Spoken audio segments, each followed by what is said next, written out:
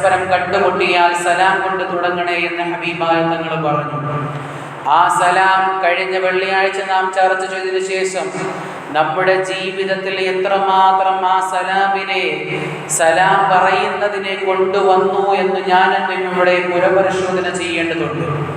ആ ഹദീസ് കേട്ടിട്ട് ഹബീബായ സല്ലല്ലാഹു അലൈഹി വസല്ലമ തങ്ങളുടെ ഒരു ഹദീസ് കേട്ടിട്ട് ആ ഹദീസിനെ തൻ്റെ ജീവിതത്തിലേക്ക് വാരിപ്പുണരാൻ വേണ്ടിയിട്ട് എത്രമാത്രം നമുക്ക് ആകാംക്ഷ വന്നു എന്ന് ഞാനും നിങ്ങളും നമ്മുടെ നഫ്സിനോട് ചോദിക്കേണ്ടതുണ്ട്. എത്രമാത്രം നാം സലാമിനെ പരത്തി. ഹബീബായ തങ്ങളുടെ ഏറ്റവും വലിയ സുന്നത്താക്കപ്പെട്ടൊരു സുന്നത്താണ് സലാം. അത് ആദം നബി അലൈഹിസ്സലാത്തു വസ്സലാം മുതലേ ഉള്ളതാണ്. ആദം നബി അലൈഹിസ്സലാത്തു വസ്സലാം റൂഹിയ സമയത്ത് ആദ്യമായി മലക്കുകളോട് ഒരു അഭിവാദ്യം പറഞ്ഞത് അസ്സലാമു അലൈക്കും എന്നാണെങ്കിൽ ആദ്യ പിതാവാകുന്ന ആദം നബി അലൈഹിസ്സലാത്തു വസ്സലാം തുടങ്ങി അവസാന പിതാവാകുന്ന നബി മുഹമ്മദ് മുസ്തഫ സല്ലല്ലാഹു അലൈഹി വസല്ലമ തങ്ങൾ വരെ വരുന്നതായ പ്രവാചകന്മാര് മുഴുവനും തന്റെ ജീവിതത്തിലും അനുയായികളോടും വസിയ്യത്ത് ചെയ്ത സലാം എനിക്കും നിങ്ങളുടെ ജീവിതത്തിൽ കൊണ്ടുവരാൻ എത്രമാത്രം സാധിച്ചു എന്ന് ഞാനും നിങ്ങളും അവിടെ നിന്ന് പരിശോധിക്കേണ്ടതുണ്ട്. അല്ലാഹു സുബ്ഹാനഹു വ തആല ഒരുപാട് സലാം പറയുകയും സലാമിന് വേണ്ടിയിട്ട് അതിനെ വ്യാപിക്കാൻ വേണ്ടിയിട്ട് മുന്നോട്ട് പോകുന്ന ആളുകളുടെ കൂട്ടത്തിൽ എന്നെയും നിങ്ങളെയും ഉൾപ്പെടുത്തുമാറാകട്ടെ. ആമീൻ യാ റബ്ബൽ ആലമീൻ. ഇനി നമുക്ക് രണ്ടാമത്തേതായ വിഷയത്തിനെ പറ്റിയിട്ടാണ് ചർച്ച ചെയ്യേണ്ടതുള്ളത്. എന്താണ് മുസ്ലിമീങ്ങളുടെ രണ്ടാമത്തെ ബാധ്യത എന്ന് ആദരവാകുന്ന നബി മുഹമ്മദ് മുസ്തഫ സല്ലല്ലാഹു അലൈഹി വസല്ലമ തങ്ങളോട് സഹാബത്തുൽ കിറാം ചോദിക്കുന്നു, നബിയേ ഹബീബായ തങ്ങളെ എന്താണ് മുസ്ലിമീങ്ങളുടെ രണ്ടാമത്തേതായ കടപ്പാടെന്താ? മുസ്ലിമീങ്ങൾ തമ്മിലുള്ള രണ്ടാമത്തെ കടമ എന്താ? ആ സമയത്ത് ഹബീബായ തങ്ങൾ പറയുന്നു, ഫൈദാ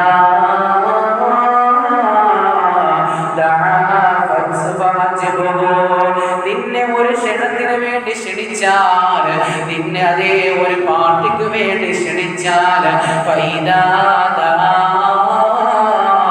നിന്നെ ഒരു സൽക്കാരത്തിന് വേണ്ടി ക്ഷണിച്ചാൽ ആ ക്ഷണിച്ച ആളിനെ നീ ഉത്തരം ചെയ്യലാണ്.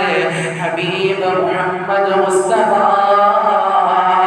സല്ലല്ലാഹു അലൈഹി വസല്ലമ തങ്ങൾ പറയുന്നു, മുസ്ലിമീങ്ങൾ തമ്മിലുള്ള രണ്ടാമത്തെ കടപ്പാട് നിന്നെ ഒരു കല്യാണത്തിന്, നിന്നെ ഒരു സൽക്കാരത്തിന് നിന്റെ മുസ്ലിം സഹോദരൻ നിന്നെ ക്ഷണിച്ചാൽ അവന് നീ ഉത്തരം നൽകേണ്ടതാണ്. അവന്റെ ക്ഷണത്തിന് വേണ്ടി നീ പോകലാണ്. അവന്റെ സൽക്കാരത്തിന് നീ പോയി പങ്കെടുത്ത് ആ സൽക്കാരം നല്ലതുപോലെ അവനിക്കൊരു സപ്പോർട്ട് ചെയ്തു കൊടുക്കണമെന്ന് നബി മുഹമ്മദ് മുസ്തഫ സല്ലല്ലാഹു അലൈഹി വസല്ലം തങ്ങൾ പറയുന്നുണ്ട്. നമ്മൾ വേറെ ഏതെങ്കിലും ഒരു പ്രോഗ്രാമിൽ കമ്മിറ്റ് ചെയ്തിട്ടില്ല എങ്കിൽ നമ്മൾ എന്ത് ചെയ്യണം? നമ്മൾ ആ പരിപാടിക്ക് പോകണം. ഒരു പരിപാടി ഏറ്റുകഴിഞ്ഞാൽ ആ പരിപാടിക്ക് നമ്മൾ പോകൽ നിർബന്ധമാണ്. അത് മുസ്ലിമീങ്ങൾ തമ്മിലുള്ള കടപ്പാടാണ്. ആ കടപ്പാട് വേണ്ടിയിട്ടില്ല എങ്കിൽ നാളെ എനിക്കും നിങ്ങൾക്കുമെതിരെ നാളെ മലക്കുകൾ സാക്ഷി നിൽക്കുമെന്ന് ലോകത്തിന്റെ നേതാവ് നബി മുഹമ്മദ് മുസ്തഫ. മുസ്ലിമീങ്ങൾ തമ്മിലുള്ള കടപ്പാട് വീടിയിട്ടില്ല എങ്കിൽ എനിക്കും നിങ്ങൾക്കുമെതിരെ നാളെ സാക്ഷി നിൽക്കുന്നതാണ്. അതുകൊണ്ട് ഞാനും നിങ്ങളും എന്തെങ്കിലും ഒരു പരിപാടിക്ക് ക്ഷണിച്ചാൽ ആ പരിപാടി ഞാനും നിങ്ങളും ഒഴിച്ചുകൂടാൻ പറ്റാത്തതാണെങ്കിൽ പോകുക തന്നെ. ആ പരിപാടി പോയി പങ്കെടുത്ത് ആ സൽക്കാരം നല്ല രൂപത്തിലാക്കണമെന്ന് ഹബീബായ തങ്ങൾ പഠിപ്പിക്കുകയാണ്. അവിടെ കാണാൻ സാധിക്കുന്ന ഹബീബായ തങ്ങൾ പറയുന്നു, ഏറ്റവും മോശപ്പെട്ട പരിപാടി ഏതെന്നറിയോ? ഏറ്റവും മോശപ്പെട്ട സൽക്കാരം ഏതെന്നറിയോ? ആ നാട്ടിലുള്ളതായ സർവ്വസമ്പന്നന്മാരെയും വിളിച്ചിട്ട് അവർക്ക് നല്ലതുപോലെ ഭക്ഷണം കൊടുത്തിട്ട് അവസാനം ആ നാട്ടിലുള്ള ഒരു ഫക്കീറാന മനുഷ്യനെ വിളിക്കാത്ത, ഒരു പാവപ്പെട്ട മനുഷ്യനെ വിളിക്കാത്ത ആ സമ്പന്നന്മാർക്ക് മാത്രമുള്ളതേ ഒരു സദ്യ സൽക്കാരമുണ്ടല്ലോ. ആ സദ്യ സൽക്കാരം ലോകത്ത് ഏറ്റവും മോശപ്പെട്ട സദ്യ സൽക്കാരമെന്ന് നബി മുഹമ്മദ് മുസ്തഫ. നിന്റെ നിന്റെ വീട്ടിലൊരു കല്യാണം നടക്കുമ്പോ, നിന്റെ വീട്ടിലൊരു പാലുകാച്ച് നടക്കുമ്പോ, നിന്റെ വീട്ടിലൊരു സൽക്കാരം നടക്കുമ്പോ ആ നാടിലുള്ള മുഴുവൻ സമ്പന്നരെയും നീ വിളിച്ചാൽ, ആ സമ്പന്നന്മാരെ നീ മുഴുവൻ വിളിച്ചിട്ട് നിന്റെ വീടിന്റെ തൊട്ട് അയൽവാസിയാകുന്ന ഒരു പാവപ്പെട്ടവനെ നീ വിളിച്ചിട്ടില്ല എങ്കിൽ നിന്റെ സൽക്കാരം മുഴുവനും വെള്ളത്തിലാണ്. ഏറ്റവും നല്ല സൽക്കാരം എന്ന് പറഞ്ഞാൽ അത് ആ നാട്ടിലുള്ള പാവപ്പെട്ടവനാകട്ടെ ഫക്കീറാകട്ടെ ആ നാട്ടിലുള്ള സമ്പന്നനെയും എല്ലാവരെയും വിളിച്ചുകൊണ്ട് ഒരു നല്ലതുപോലെ ഒരു സൽക്കാരം കൊടുക്കലാണ്. പ്രത്യേക ആളുകൾക്ക് മാത്രം ഒരു സൽക്കാരം അങ്ങനെ നമ്മൾ ഇസ്ലാമിൽ പാടില്ല.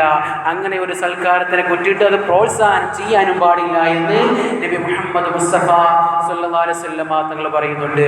അതുകൊണ്ട് നമ്മളെ ഏതെങ്കിലും ഒരു പരിപാടിക്ക് വിളിച്ചാൽ, മുസ്ലിമീങ്ങളാണെങ്കിൽ ആ പരിപാടി വിളിച്ചാൽ നാം ആ പരിപാടിക്ക് പോകുക തന്നെ വേണം.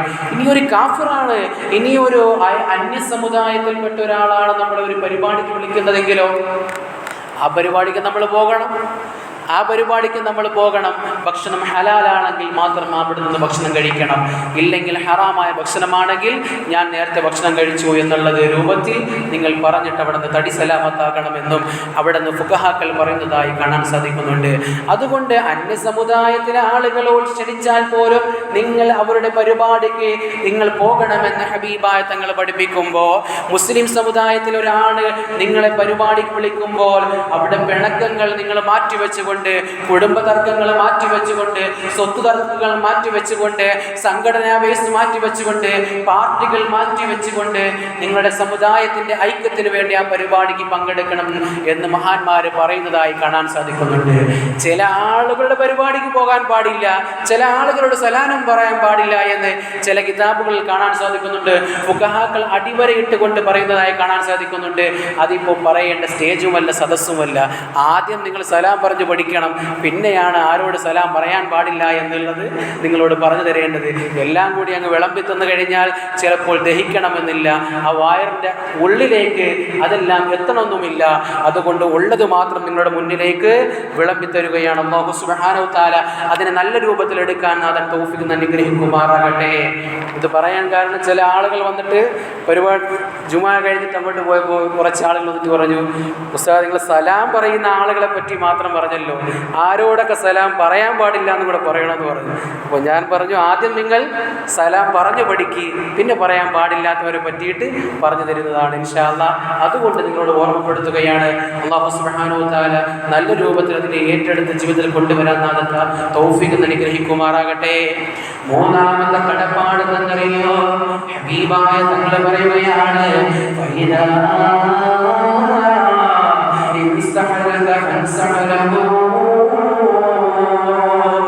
നിന്നോട് ഏതെങ്കിലും ഒരു മനുഷ്യൻ വന്ന ഉപദേശം തേടിയാൽ, ഒരു സതുപദേശം തേടിയാൽ നീ അവനോട് നന്മ ഉപദേശിക്കണേ എന്ന് ലോകത്തിന്റെ നേതാവ് മുഹമ്മദ് മുസ്തഫ.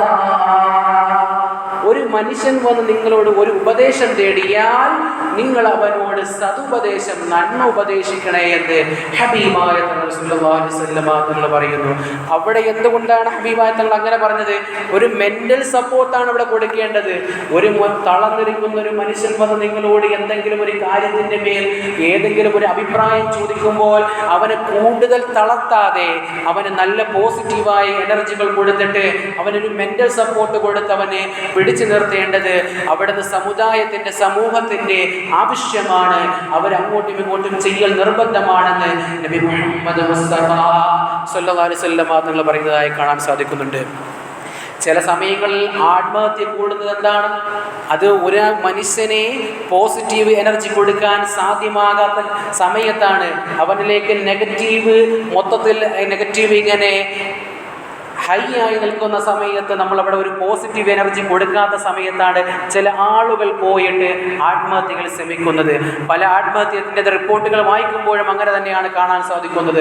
അതുകൊണ്ട് മുസ്ലിം സമുദായത്തിൽ എന്തുകൊണ്ട് ആത്മഹത്യ കുറയുന്നു എന്നുള്ളതിൻ്റെ ചർച്ച നടത്തിയപ്പോൾ ഒന്നാമതായി കാണാൻ സാധിച്ചത്, അവരോട് നിങ്ങളോട് ആരെങ്കിലും വന്ന് ഒരു പോസിറ്റീവ് എനർജിക്ക് വേണ്ടിയിട്ട് ഒരു പോസിറ്റീവ് വശം ചോദിച്ചു കഴിഞ്ഞാൽ അവരങ്ങോട്ടും ഇങ്ങോട്ടും മെന്റലി സപ്പോർട്ട് ചെയ്യുമെന്ന് ശാസ്ത്രലോകം തെളിയിക്കുമ്പോൾ അതിന്റെ കാരണം എന്തെന്നറിയോ?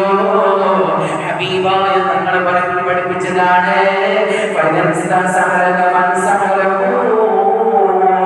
നിങ്ങളോട് ഏതെങ്കിലും ഒരു മനുഷ്യൻ വന്നിട്ട് അവനോട് നിങ്ങളൊരു ഉപദേശം തേടിയാൽ നിങ്ങൾ അവനൊരു നല്ല ഉപദേശം കൊടുക്കണേ എന്ന് ലോകത്തിന്റെ നേതാവ് മുഹമ്മദ് മുസ്തഫ സല്ലല്ലാഹു അലൈഹി വസല്ലം തങ്ങൾ പറയുകയാണ്.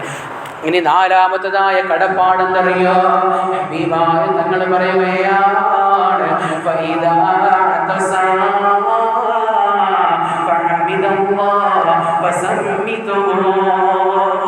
നിന്റേതായ നിന്റെ കൂട്ടുകാരൻ ഇല്ലെങ്കിൽ നിന്റേതായ മുസ്ലിം സഹോദരന് അവിടുന്ന് തുമ്മിക്കഴിഞ്ഞാൽ, അവൻ തുമ്മിക്കഴിഞ്ഞാൽ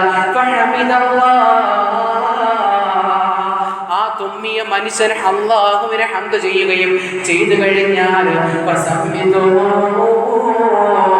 നീ അവർക്ക് വേണ്ടിയിട്ട് എന്ന് നീ പറയണേ എന്ന് ലോകത്തിന്റെ നേതാവ് നബി മുഹമ്മദ് മുസ്തഫ സല്ലല്ലാഹു അലൈഹി വസല്ലം തങ്ങൾ പറയുന്നു. ഇന്ന് ആരാ തുമ്മിയാൽ അൽഹംദുലില്ലാ പറയുന്നത്? അതാണ് ആദ്യം ചർച്ച ചെയ്യേണ്ടത്. പിന്നെ ചർച്ച ചെയ്യേണ്ടതാണ് തുമ്മിയ അൽഹംദുലില്ലാ പറഞ്ഞവന് ഇർഹമുക്കുല്ലാ എന്ന് പറയേണ്ട ചർച്ച പിന്നെയാണ്. ആരെന്ന് തുമ്മിയാൽ അൽഹംദുലില്ലാ എന്ന് പറയുന്നു? ഈ തുമ്മൽ എന്ന് പറഞ്ഞാൽ എന്താണ്? ശാസ്ത്രം പഠിക്കുന്നതായ ഡോക്ടർമാര് പഠിക്കുന്നതായ വിദ്യാർത്ഥികൾ സദസ്സിലുണ്ടല്ലോ, അനാട്ടമി ക്ലാസ്സിലിരിക്കുന്ന സമയത്ത് കാണാൻ സാധിക്കുന്നുണ്ട് എന്താണ് തുമ്മലിനെ പറ്റിയിട്ട് പഠിക്കാനുള്ളത്. ഒരു സെക്കൻഡ് സമയത്തേക്ക് നിന്റെ ഹാർട്ട് പിടിക്കുക, എന്നിട്ട് നിന്റെ ഹാർട്ടിൽ നിന്ന് പോകുന്നതായ ആ ഗ്യാസിന്റെ പവർ എത്രയോ? 1 മൈലിലെ 100 മൈൽ പവറിലാണ് നിന്റെ ഹാർട്ടിൽ നിന്ന് ഗ്യാസ് പുറത്തുള്ളത്. 100 മൈൽ പവറിലാണ് ഒരു സെക്കൻഡ് നിന്റെ ഹാർട്ട് പിടിച്ചു നിന്നിട്ട് ആ ഹാർട്ട് പെട്ടെന്ന് വിടുമ്പോൾ 100 മൈൽ പവറിൽ പോകുന്നു. Anatomy class പഠിച്ചവർക്കറിയാം. MBBS പഠിക്കുന്ന കുട്ടികളുണ്ടാകും. അതേപോലെ അതിൻ്റെ കുട്ടികളെ അവരോട് ചോദിക്ക് ഈ ആ വിഷയത്തിനെ പറ്റിയിട്ട് എന്താണ് നിന്റെ ഹാർട്ട് സംഭവിക്കുന്ന തുമ്പലിൻ്റെ സമയത്ത്. ആ സമയത്ത് നിന്റെ ഹാർട്ട് ഒരു പിടുത്തം പിടിക്കും, ഒറ്റയടിക്ക് തന്നെ ആ സെക്കൻഡിൽ തന്നെ തിരിച്ചു വിടുന്നു. ചില ആളുകൾ പെട്ടെന്ന് മരിക്കുന്നു തുമ്മുന്ന സമയത്ത്. അല്ലാഹു സുബ്ഹാനഹു വ തആല അവൻ്റെ ചലനം അതുകൂടെ നിർത്തുന്നു, ഹാർട്ടിൻ്റെ ഇടിപ്പ്. എത്രയോ ഹാർട്ടിൻ്റെ ഇടിപ്പിനെ പറ്റിയിട്ട് ഞങ്ങൾ കഴിഞ്ഞ പ്രാവശ്യം മുമ്പ് കഴിഞ്ഞു പോയ പ്രസംഗങ്ങളിൽ ഞാൻ നിങ്ങൾക്ക് അള്ളാഹുവിൻ്റെ അനുഗ്രഹങ്ങൾ എന്ന് പറയുന്ന വിഷയത്തിൽ അത് സംബന്ധിച്ച് ഹാർട്ടിനെ പറ്റിയിട്ട് ഞാനൊരു വിഷയം സംസാരിച്ചിട്ടുണ്ടായിരുന്നു. അന്ന് കേട്ടിരുന്നവർക്ക് അതിന് മനസ്സിലായിട്ടുണ്ടാകും. അള്ളാഹു സുബ്ഹാനഹു വ തആല നല്ല രൂപത്തിൽ പഠിച്ച് മനസ്സിലാക്കാനുള്ള തൗഫീഖ് നൽകി അനുഗ്രഹിക്കുമാറാകട്ടെ. അപ്പോൾ ഹാർട്ട് അവിടെ നിന്ന് പിടിച്ചിട്ട് ഒറ്റ വിടൽ, ആ വിടുന്ന സമയത്ത് 100 മൈൽ പവറിലാണ് അത് പമ്പ് ചെയ്തു പോകുന്നത്. ആ പമ്പ് ചെയ്തു പോകുന്ന സമയത്ത് നമ്മുടെ മൂക്കിൻ്റെ ഉള്ളിലേക്ക് പോയതായ ബാക്ടീരിയകൾ 8 മീറ്ററോളം ദൂരത്തേക്ക് വരെയും അത് തെറിച്ചു പോകുമെന്നാണ്. 8 മീറ്ററോളം ദൂരെ വരെ നമ്മുടെ മൂക്കിൻ്റെ അകത്ത് കയറിയ ആ ബാക്ടീരിയകൾ തെറിച്ചു പോകുമെന്നാണ്. ഒരു ദിവസം തന്നെ ആ ബാക്ടീരിയകൾക്ക് നമ്മുടെ ആ സ്ഥലങ്ങളിൽ ആ തുമ്മിയ ബാക്ടീരിയകൾ ഒരു ദിവസം വരെ നിൽക്കുമെന്ന് അവിടെ നിന്ന് ശാസ്ത്രം തെളിയിക്കുകയാണ്. അതേപോലെ 10,000-ഓളം വരുന്നതായ ബാക്ടീരിയകളാണ് ഒരു മനുഷ്യൻ തുമ്മുന്ന സമയത്ത് അവൻ്റെ മൂക്കിൽ നിന്ന് പുറത്തു പോകുന്നത് ശാസ്ത്രം തെളിയിക്കുകയാണ്. പ്രിയമുള്ള സഹോദരങ്ങളെ, അതുകൊണ്ട് എൻ്റെയും നിങ്ങളുടെയും ആ തുമ്പൽ തന്നെ ഒന്ന് പരിശോധിച്ചു നോക്കിയേ. അല്ലാഹു സുബ്ഹാനഹു വ തആല എൻ്റെയും നിങ്ങളുടെയും നഫ്സിലെ ശരീരത്തിൽ ചെയ്തു തന്ന അനുഗ്രഹങ്ങൾ എത്ര വലുതാണ്. ആ ശരീരത്തിൽ ചെയ്തു തന്ന ആ ഹാർട്ടിന്റെ ഇടുപ്പങ്ങാനം അല്ലാഹു സുബ്ഹാനഹു വ തആല തുമ്പൽ കൂടി നിർത്തിക്കളഞ്ഞാൽ എൻ്റെയും നിങ്ങളുടെയും അവസ്ഥ എന്താണ്? ഞാനും നിങ്ങളും മരണപ്പെട്ടു പോവുകയില്ലേ?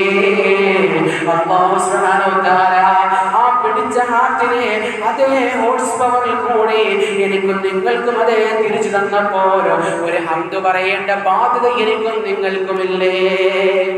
അപ്പോൾ ഒരു മനുഷ്യൻ തുമ്മിയാൽ അവൻ അൽഹംദുലില്ലാ എന്ന് അവൻ പറയണം. അത് പറയാത്തതിൻ്റെ കാരണം അവൻ്റെ ബാക്കിൽ നടക്കുന്ന സയൻറ്റിഫിക് അതിൻ്റെ സിസ്റ്റം എങ്ങനെയാണെന്ന് അറിഞ്ഞൂടാത്തതിൻ്റെ കാരണത്താലാണ് നമ്മൾ തുമ്മിയാൽ അൽഹംദു പറയാത്തതിൻ്റെ കാരണം. അതുകൊണ്ട് നമ്മൾ ഇനി തുമ്മുമ്പോൾ അൽഹംദുലില്ലാ എന്ന് നമ്മൾ അടിവരയിട്ട് പറയണം. അങ്ങനെ ഒരു മനുഷ്യൻ തുമ്മിയാൽ അൽഹംദുലില്ലാ എന്ന് പറഞ്ഞാൽ അത് കേട്ടു നിൽക്കുന്നവൻ പറയണം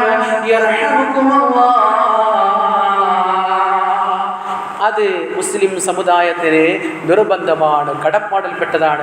തുമ്മിയാൽ അൽഹംദുലില്ലാഹ് എന്ന് പറഞ്ഞാൽ ഇർഹമുക്കുമുല്ലാഹ് എന്ന് പറയണം. തീർന്നില്ല, വീണ്ടും അവനോട് പറയേണ്ടതാണ് ഇർഹമുക്കുല്ലാഹ് എന്ന് നിന്റെ കൂട്ടുകാരൻ പറഞ്ഞാൽ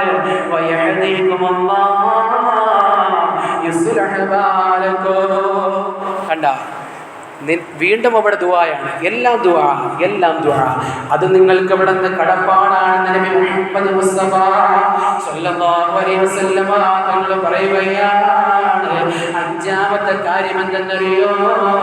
ഫൈദാ മരിദാ ഫദ്ഉ. നിന്റേതായ ഒരു മുസ്ലിം സമുദായത്തിൽപ്പെട്ട ഒരു മുസ്ലിം സഹോദരനാകട്ടെ, അവൻ രോഗിയായി കിടന്നാൽ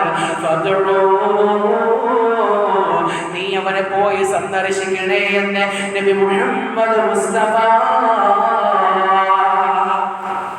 രോഗിയായി കിടന്ന മനുഷ്യനെ നീ പോയൊന്ന് സന്ദർശിക്കണം. അങ്ങനെ സന്ദർശിച്ചു കഴിഞ്ഞാൽ ആ സന്ദർശിക്കുന്ന മനുഷ്യന് കിട്ടുന്ന പ്രതിഫലം എന്തെന്നറിയോ? നിങ്ങൾ പറയുകയാണ്, ഏതെങ്കിലും ഒരു മനുഷ്യനതെ രോഗിയെ ഒരു ദിവസത്തിന്റെ പ്രഭാതത്തില് ഏതെങ്കിലും ഒരു മനുഷ്യന് രോഗിയെ സന്ദർശിക്കാൻ പോയാൽ അവൻ പോകുന്നത് മുതലേ അവൻ തിരിച്ചു വരുന്നതായ വരെയുള്ള ഓരോ ചവിട്ടടിയും സ്വർഗത്തിന്റെ ചവിട്ടടിയാണ് നബി മുഹമ്മദ് മുസ്തഫ സല്ലല്ലാഹു അലൈഹി വസല്ലം തങ്ങൾ പറയുന്ന ഹദീസിൽ കാണാൻ സാധിക്കുന്നു. ഹബീബായ തങ്ങള് മുസ്ലിമീങ്ങൾ മാത്രമല്ല രോഗികളായി കിടന്നപ്പോൾ സന്ദർശിച്ചിട്ടുള്ളത്. എത്രയോ ആളുകൾ ഹബീബായ സല്ലല്ലാഹു അലൈഹി വസല്ലം തങ്ങളുടെ അവിടെ നിന്ന് കൂട്ടുകാർ അന്യമതസ്ഥയിൽപ്പെട്ട ആളുകളെ പോലും ഹബീബായ തങ്ങൾ പോയി സന്ദർശിച്ചതായി ഹദീസിൽ കാണാൻ സാധിക്കുന്നുണ്ട്. നമ്മൾ പണ്ട് മുതലേ കേൾക്കുന്ന ഒരു ചരിത്രമാണ് ഹബീബായ സല്ലല്ലാഹു അലൈഹി വസല്ലം തങ്ങളുടെ ശരീരത്തിൽ ചപ്പുചവറുകൾ വലിച്ചെറിഞ്ഞ ഒരു യഹൂദിയായ പെണ്ണിൻ്റെ ചരിത്രം. ആ പെണ്ണിനെ രോഗശയ്യയിൽ കിടന്ന ഹബീബായ സല്ലല്ലാഹു അലൈഹി വസല്ലം തങ്ങൾ പോയി കാണുകയും ആ കണ്ടതിൻ്റെ പേരിൽ ആ പെണ്ണവിടെ നിന്ന് ഹിദായത്ത് സ്വീകരിച്ചിട്ട് മുസ്ലിമായി മരിച്ചു പോയതിൻ്റെ ചരിത്രവും ഞാൻ നിങ്ങളും കുറേ കാലങ്ങൾ മുമ്പേ പഴയ ഉസ്താദന്മാർ വാഴ്ന്നു പറയുന്ന സമയത്തെ കേട്ടു തുടങ്ങിയതാണ്. അതിനെ വീണ്ടും ഞാൻ ഓർമ്മപ്പെടുത്തുന്നില്ല, സമയം പരിമിതമായതുകൊണ്ട് പെട്ടെന്ന് പറഞ്ഞു പോവുകയാണ്. അതുകൊണ്ട് ഒരു മുസ്ലിമായ മനുഷ്യനെ രോഗിയായി കിടന്നാൽ ഞാനും നിങ്ങളും പോയി സന്ദർശിക്കണം. അത് കുടുംബക്കാരനാകട്ടെ, ഏത് സംഘടനയിൽപ്പെട്ട ആളാകട്ടെ, ആരായാലും നമ്മൾ അവിടെ പോയി സന്ദർശിക്കുകയും അവനിക്ക് വേണ്ടി ദുആ ചെയ്യുകയും ചെയ്യണമെന്ന് ഹബീബ് മുഹമ്മദ് മുസ്തഫ സല്ലല്ലാഹു അലൈഹി വസല്ലം തങ്ങൾ പറയുകയാണ്. ആറാമത്തെ കാര്യം എന്തെന്നറിയോ?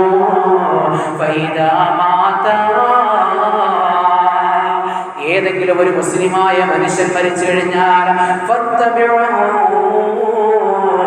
അവന്റെ വീട്ടിൽ നിങ്ങൾ പോകണേ, എന്നിട്ടതേ അവന്റെ ജനാസയെ കുളിപ്പിക്കണേ, അവന്റെ ജനാസയെ കഫം കുളി കൊണ്ട് തുടയ്ക്കുന്ന അവിടെ നിന്ന് പൊതിയണേ, എന്നിട്ട് നിങ്ങൾ പള്ളിയിൽ കൊണ്ടുവരണേ. പള്ളിയിൽ കൊണ്ടുവന്നിട്ട് ആ മനുഷ്യന് വേണ്ടിയിട്ട് നിങ്ങൾ നിസ്കരിക്കണേ. നിസ്കാരം കഴിഞ്ഞിട്ട് ആ മനുഷ്യനെ കബറിൽ കൊണ്ടുപോയി വെച്ചിട്ട് ആ മനുഷ്യന് വേണ്ടി നിങ്ങൾ ദുആ ചെയ്യണേ എന്ന് നബി മുഹമ്മദ് മുസ്തഫ സല്ലല്ലാഹു അലൈഹി വസല്ലം തങ്ങൾ പറയുന്ന ഹദീസിൽ കാണാൻ സാധിക്കുന്നുണ്ട്. ഒരു മനുഷ്യൻ മരിച്ചു കഴിഞ്ഞാൽ ആ മയ്യത്തിന് നിങ്ങൾ അനുധാവനം ചെയ്യണേ എന്ന് നബി മുഹമ്മദ് മുസ്തഫ സല്ലല്ലാഹു അലൈഹി വസല്ലം തങ്ങൾ പറയുന്നത് ഹദീസിൽ കാണാൻ സാധിക്കുന്നുണ്ട്. ഒരു മനുഷ്യൻ മരിച്ചാൽ ആ മനുഷ്യനെ കുളിപ്പിച്ച് മയ്യത്തടക്കൽ നിസ്കരിക്കൽ, അവൻ്റെ മയ്യത്തടക്കൽ ആ നാട്ടിലെ ജനങ്ങൾക്ക് ഫർളാണ്, ഫർദ് കിഫായാണ്. ആ നാട്ടിലെ ജനങ്ങൾക്ക് ഫർദ് കിഫായാക്കപ്പെട്ട കാര്യമാണ്. ഇനി ഏതെങ്കിലും ഒരു മനുഷ്യൻ ചെയ്തിട്ടില്ല എങ്കിൽ ആ നാട്ടിലുള്ള മുഴുവൻ ആളുകളും കുറ്റക്കാരാണെന്ന് അവിടെ നിന്ന് ഫുഖഹാക്കൾ പറയുന്നതായി കാണാൻ സാധിക്കുന്നുണ്ട്. ഇനി ഒരു മനുഷ്യൻ മരിച്ചവനെ മയ്യത്ത് നിസ്കരിച്ച് കബറിൽ കൊണ്ടുപോയി വെച്ച് ദുആ ചെയ്ത് വിരിയുന്നത് വരെ ഒരു മനുഷ്യൻ നിന്നാൽ അവർക്ക് കിട്ടുന്ന പ്രതിഫലം എന്തെന്നറിയോ? ഹബീബായ തങ്ങൾ പറയുകയാണ്, 2 ഖീറാത്ത് പ്രതിഫലമാണ് അവർക്ക് കൊടുക്കുന്നത്. നബിയെ എന്താണ് 2 ഖീറാത്ത് പ്രതിഫലമെന്ന് ചോദിച്ചപ്പോൾ ഹബീബായ തങ്ങൾ പറയുകയാണ്, അത് ഉഹുദ് മലയുണ്ടല്ലോ, ഉഹുദ് മല പോലുള്ള 2 മലയുടെ പ്രതിഫലങ്ങളാണ് അവനിക്ക് കൊടുക്കുന്നതെന്ന് നബി മുഹമ്മദ് മുസ്തഫ സല്ലല്ലാഹു അലൈഹി വസല്ലം തങ്ങൾ പറയും. ഉഹുദ് മല പോലുള്ള 2 മല സ്വതക്ക ചെയ്ത പ്രതിഫലമാണ് ഈ മനുഷ്യന് കൊടുക്കുന്നത്. അതുകൊണ്ട് നമ്മളെല്ലാവരും മയ്യത്ത് നിസ്കരിക്കുകയും മയ്യത്ത് നിസ്കരിച്ചതിന് ശേഷം ഖബറിനടുക്കൽ കൊണ്ടുപോയി അവന് തസ്ബീഹത്ത് ചൊല്ലി കൊടുക്കുകയും അവിടെ തൽബീഹ് ചൊല്ലി കൊടുക്കുകയും ദുആ ചെയ്യുകയും അവിടെ നിന്ന് പോകണമെന്ന് ഓർമ്മപ്പെടുത്തുകയാണ്. അല്ലാഹു സുബ്ഹാനഹു വ തആല മുസ്ലിമീങ്ങളോടുള്ള കടപ്പാട് 6 നമ്മുടെ ജീവിതത്തിൽ എടുത്തുകൊണ്ട് നാളെ സ്വർഗ്ഗത്തിൽ ഹബീബ സല്ലല്ലാഹു അലൈഹി വസല്ലം തങ്ങളോടൊപ്പം ഒരുമിച്ച് കൂട്ടി